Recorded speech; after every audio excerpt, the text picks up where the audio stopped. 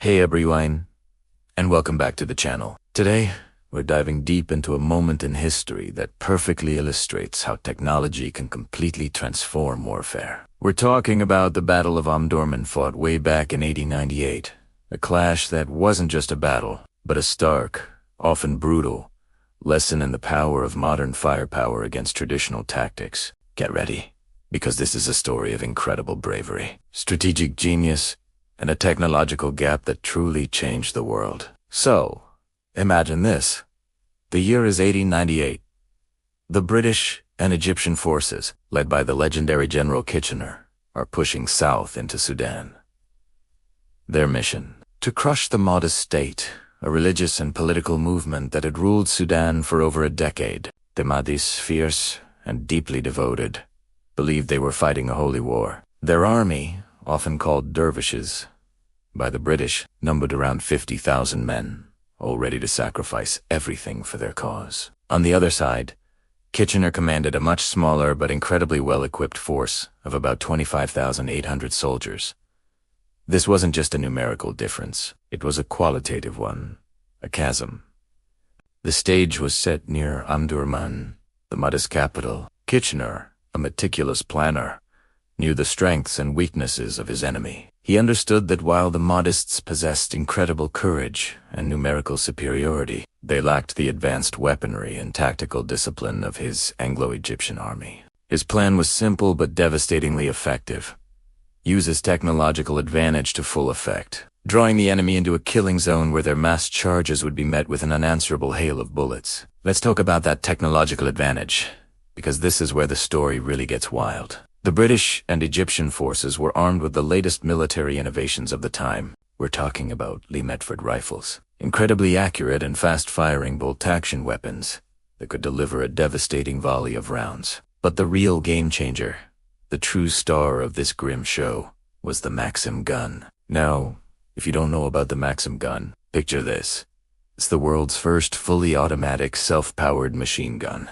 Invented by Maxim, it could fire 500 to 600 rounds per minute. That's like having dozens of riflemen firing simultaneously, all from a single weapon. Kitchener had 44 of these monsters, strategically placed along his defensive lines, along with a number of artillery pieces that could lob shells with precision and power. This wasn't just an upgrade, it was a revolution. It turned warfare from individual duels and melee into an industrial-scale killing operation. The Mahdist army, on the other hand, relied mostly on traditional weapons: spears, swords, a few outdated rifles, and their sheer numbers and unwavering faith. Their tactic, rooted in historical successes against less organized opponents, was the massed charge. They believed that their overwhelming numbers and courage would simply sweep away the enemy. They had done it before. They were confident they could do it again, but they were about to face something entirely new. The battle began in the early morning hours of September 2nd, 1898.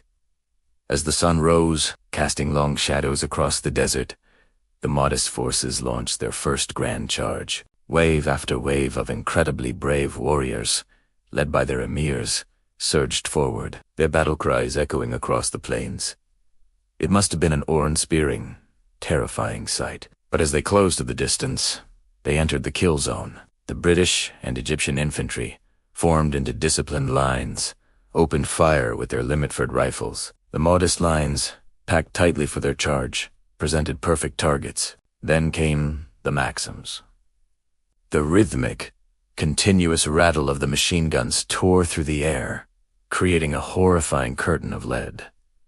These weren't single shots. These were continuous streams of bullets ripping through flesh and bone. Eyewitness accounts from British soldiers describe the sheer horror and almost disbelief at the effectiveness of their weapons. Winston Churchill, who was present at the battle as a young cavalry officer, famously described the scene as the most signal triumph ever gained by the arms of science over barbarians. While the language is a product of its time, the observation about the technological disparity is stark. It talk about the white figures of the enemy, dropping by scores, by hundreds, by thousands.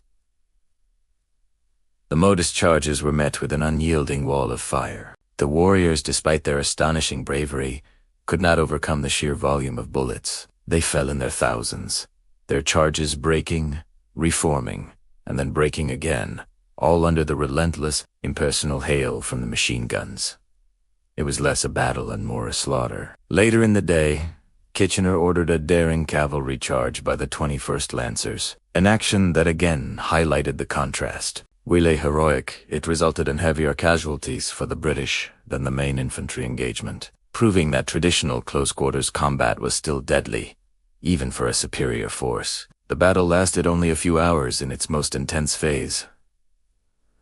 By late morning, the Mahdist army was shattered. The results were catastrophic for them. Estimates vary, but around 10,000 to 12,000 Mahdist fighters were killed, and many more wounded, all within a few hours. The British and Egyptian forces, by stark contrast, suffered fewer than 50 dead and a few hundred wounded. The numbers speak for themselves. This wasn't just a victory. It was a demonstration of a new era of warfare. The Battle of Omdurman stands as a chilling testament to the impact of military technology. It underscored that courage, faith, and numerical superiority, while formidable, were no match for disciplined fire tactics and rapid-firing weaponry. It wasn't just a battle for Sudan. It was a harbinger of the industrial-scale conflicts of the 20th century, where machine guns would become a defining feature of the battlefield, profoundly changing how wars were fought and how human lives were experienced. This battle is a powerful reminder of how innovation, even in destructive ways, can reshape history in an instant. It forces us to confront the ethical questions surrounding the development and deployment of such technologies. It's a somber but crucial lesson in military history that continues to resonate today. What do you think about the Battle of Omdurman? Does it change your perspective on warfare and technology? Let me know in the comments below. If you enjoyed this dive into military history, please hit that like button, subscribe for more content, and ring the notification bell so you don't miss our next video. Thanks for watching, and I'll see you in the next one.